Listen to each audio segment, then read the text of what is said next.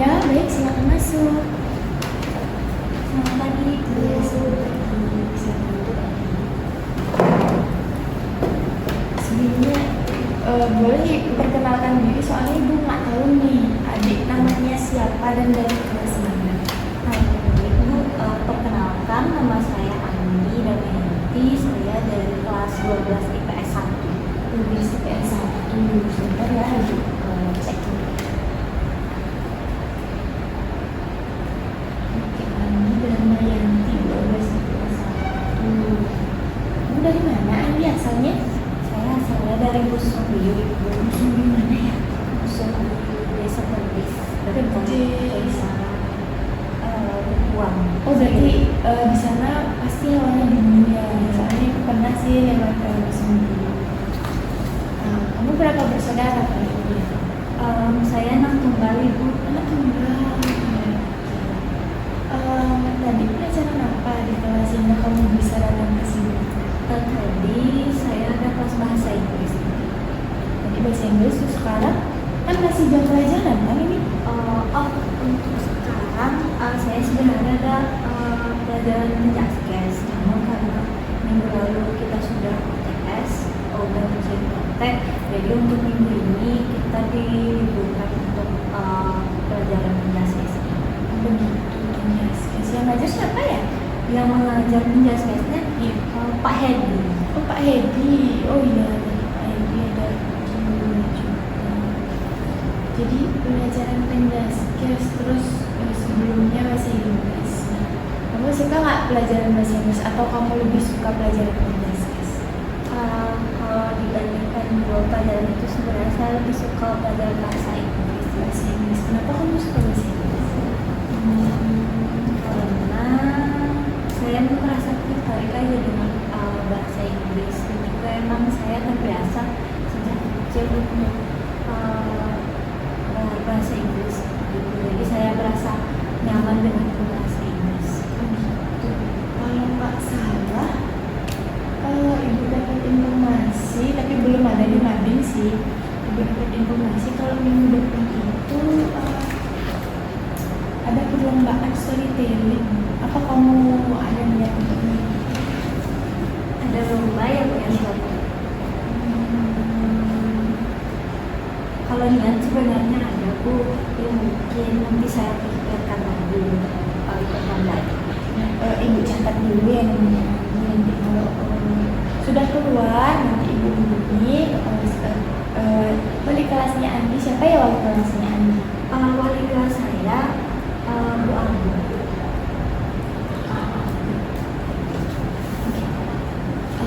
Sekarang kalau boleh ibu tahu apa yang membuat Andi datang ke sini? Sebenarnya saya datang ke ruangan ini itu atas arahan dari wali kelas saya, Bu, dari Ibu Abu sendiri. Karena saya pertama sudah membahas sedikit permasalahan saya kepada Bang Bu, dan untuk kelanjutannya katanya saya diarahkan untuk ke Ibu untuk membantu saya dalam menyelesaikan masalah saya seperti itu. Jadi begitu ya. Permasalahannya kamu masalah apa yang kamu miliki? Bagaimana ya, Bu, ya, saat ini saya merasa kurang baik gitu. Jadi kalau kamu punya permasalahan, jadi kita melakukan sesi konseling. Sebelum kita melakukan sesi konseling ini, apa kamu pernah melakukan sesi konseling sebelumnya? Untuk konseling sendiri saya pernah dengar itu kayak konseling itu gimana, cuma kalau sistematis yang benarnya saya nggak tahu, saya belum pernah. Jadi sebelumnya ibu jelaskan dulu konseling itu apa dan kamu mengerti dan kamu bisa memahaminya. Jadi konseling itu merupakan suatu proses untuk membantu siswa seperti kamu yang memiliki masalah ini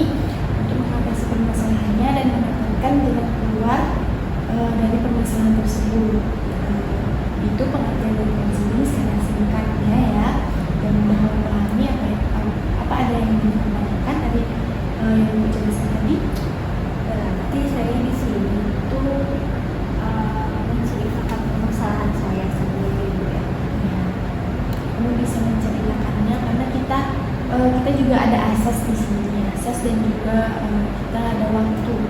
Jadi yang pertama aku jelaskan dulu ya asasnya.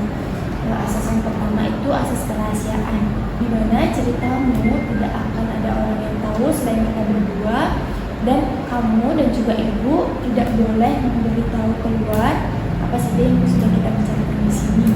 Selain asas kerahasiaan, kita juga ada asas kesukaraan, di mana kamu dengan sukarela menceritakan masalahmu, tidak ada yang tutupi, tidak ada yang kamu lebih-lebihkan atau tidak ada yang kamu kurang-kurangi. Lalu ada juga asas keterbukaan, di mana kamu secara terbuka menceritakannya tanpa ada rasa takut, karena kita juga terikat oleh asas-asas ini. Dan waktunya, karena sekarang mata pelajaran penjelasan kosong, jadi kita pakai saja satu mata pelajaran ini untuk melakukan konseling waktunya sekitar 45 menit mungkin cukup. Jadi setelah menjelaskan asas dan waktu yang diberikan, ada yang ingin kamu tanyakan tentang itu? Sudah paham kok Ibu. Sudah. Nah, karena kamu sudah paham, kita mulai saja. Jadi apa yang membuatmu datang kemari dan penasaran apa yang kamu miliki sehingga kamu bisa direkomendasikan atau masukkan oleh kelasmu untuk datang kepada ibu? Baik Ibu. Awal permasalahan itu setahun lalu Ibu. Jadi ayah saya itu keciduk selingkuh sama perempuan lain oleh ibu saya. Setelah itu ibu saya dan ayah saya sering bertengkar, dan saya menyaksikan itu mungkin hampir setiap hari. Nah, dan setelah pertengkaran itu akhirnya ayah dan ibu saya memutuskan untuk bercerai. Setelah bercerai setahun lalu itu saya akhirnya kenal dengan ibu saya, dan mungkin hari-hari saya setelah itu tidak baik. Ibu saya merasa bersalah, saya merasa tidak enak. Pokoknya saya merasa sepertinya peristiwa itu terjadi karena saya. Kamu merasa bersalah. Apa yang membuatmu merasa bersalah kalau kamu bercerai? Jadi orang tua saya itu karena ada saya. Jadi orang tua saya itu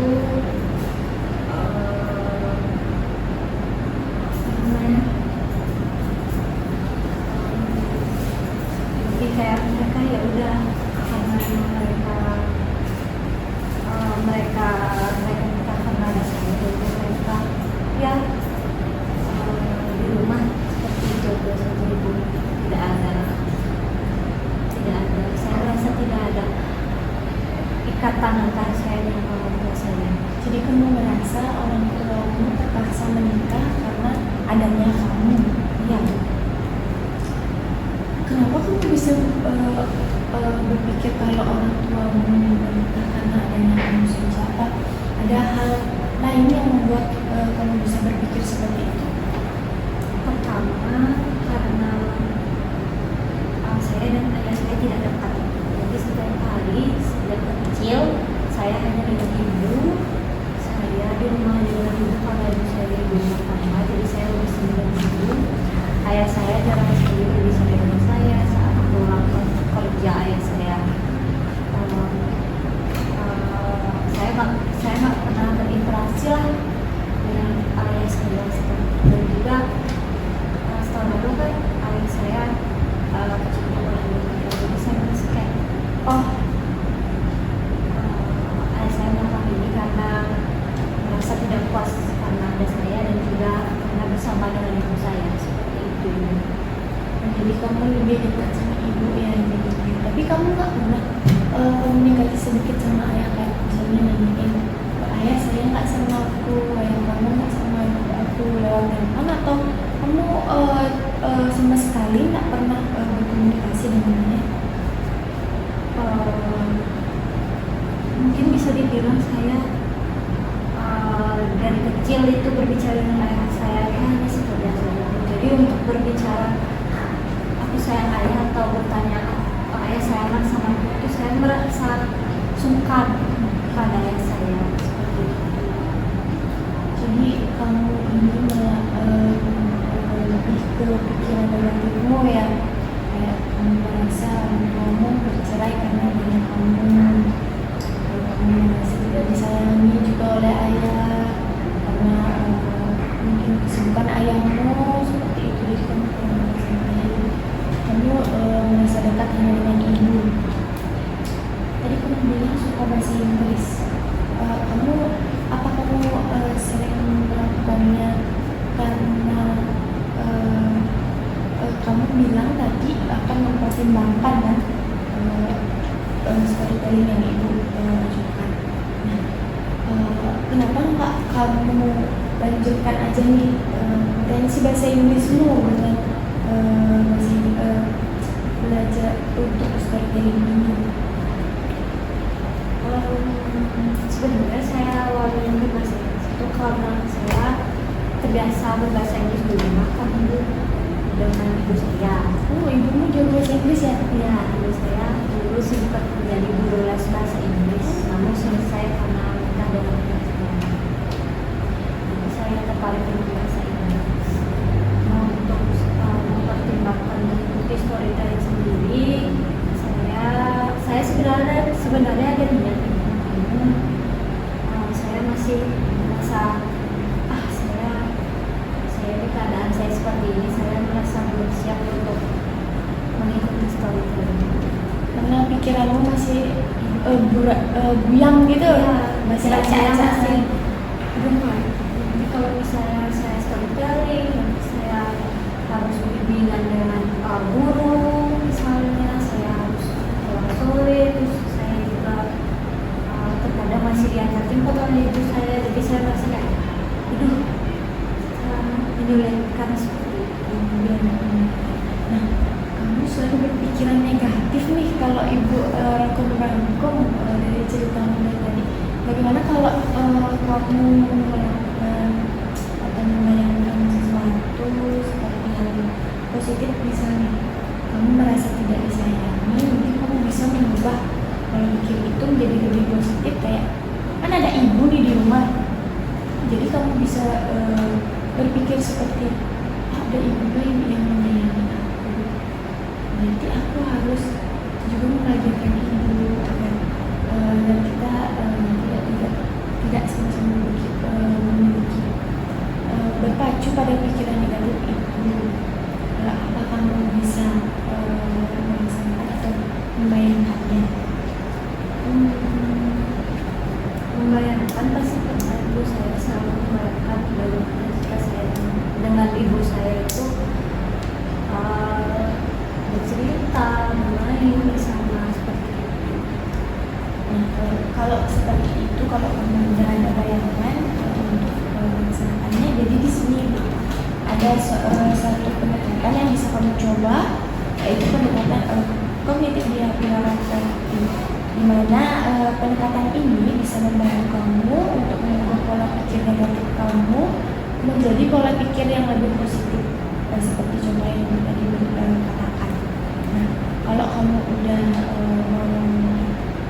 membayangkan, terus kamu bisa juga mengidentifikasi pola pikir negatif kamu yang mungkin muncul saat kamu berpikir kamu tidak disayangi, bisa melakukannya. Apa kamu bisa membayangkannya dan melaksanakan atau merealisasikannya?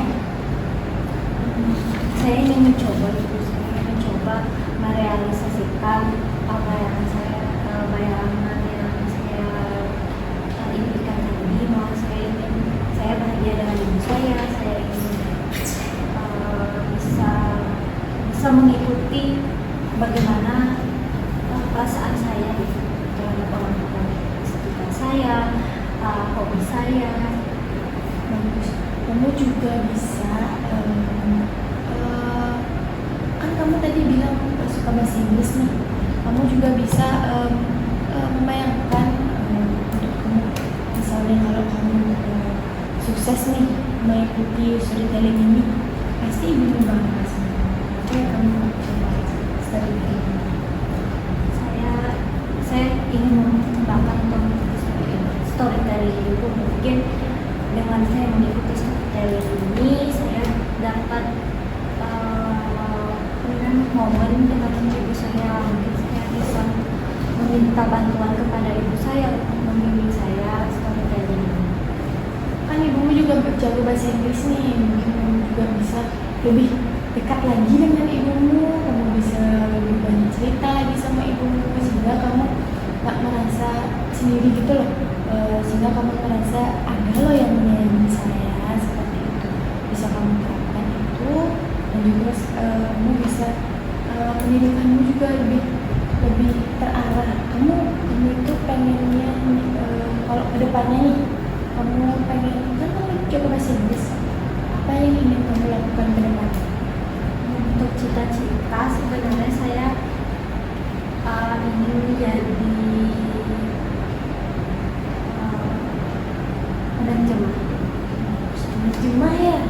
Jadi kamu bisa dengan ibumu yang sudah bagus bahasa Inggrisnya, kamu juga bisa belajar dengan ibumu, juga bisa mengikuti lomba-lomba seperti yang ibu ajarkan tadi.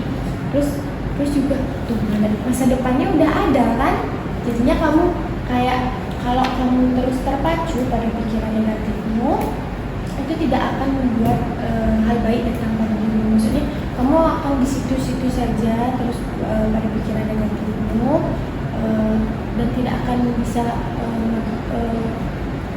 bisa mengejar cita-citamu seperti itu ya.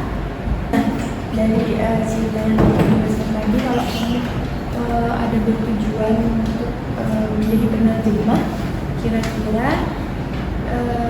dari kamu sendiri nih, apa hal-hal yang kamu dapatkan dari cerita tadi? Maksudnya sisi konseling.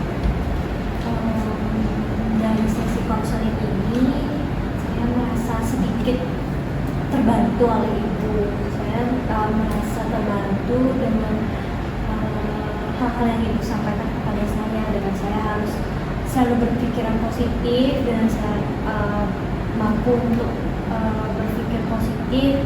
Saya juga mampu untuk menjalani hari-hari saya dengan baik, dan saya juga mampu mencapai hal-hal yang ingin saya capai itu juga dengan lancar seperti itu. Oke, bagus. Jadi kamu udah ada perubahan nih sedikit untuk bisa melaksanakannya. Baik.